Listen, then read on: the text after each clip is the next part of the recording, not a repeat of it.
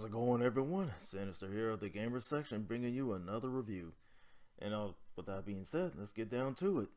And today's review is Potata Fairy Flower. This game is also available on all systems. The review that you're seeing is the PS4 version. I'm basically going to break down everything from the graphics to the gameplay with the usual score at the end. So, alright, let's begin. Basically, the story is Potata, she's like a young witch, living with her mother.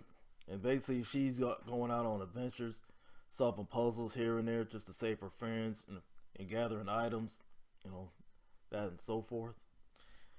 And of course, moving on to the graphics. I mean, graphically, it's like you can see in this presentation, like it's broken down with the cutscenes, with the text dialogue between her and other characters. Like, for example, like her talking to her mother. And usually, like, the characters she interacts with tell her, like, to go on these quests, like, to get certain items. So basically, like a step and fetch it quest. And of course, along the way, like going out into the world, there's a little bit of platforming. Like usual platforms, like Mario, for example. She can run around, she can jump on here and there. And like I said, there's also puzzle elements involved in here and there. And usually, it will tell you, how the game runs, like just to get the feel of it.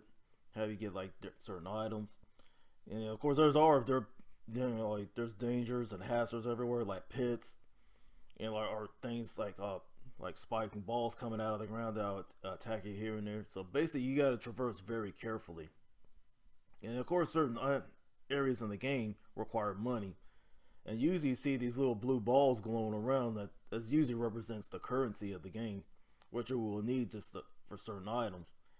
Or you can also use it to buy tips, to solve certain puzzles.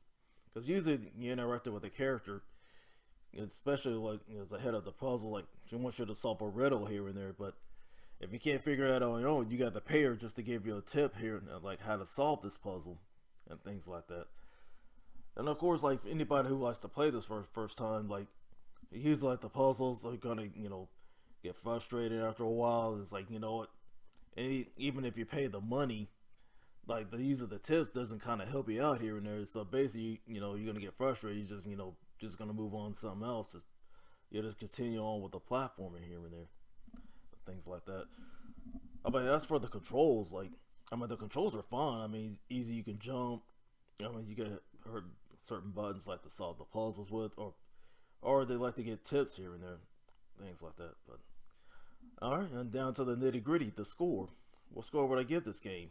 I give this game a 2.5 out of 5. I mean, the pros is in the graphics. It's well detailed character sprites. Like the interactions with the characters here and there.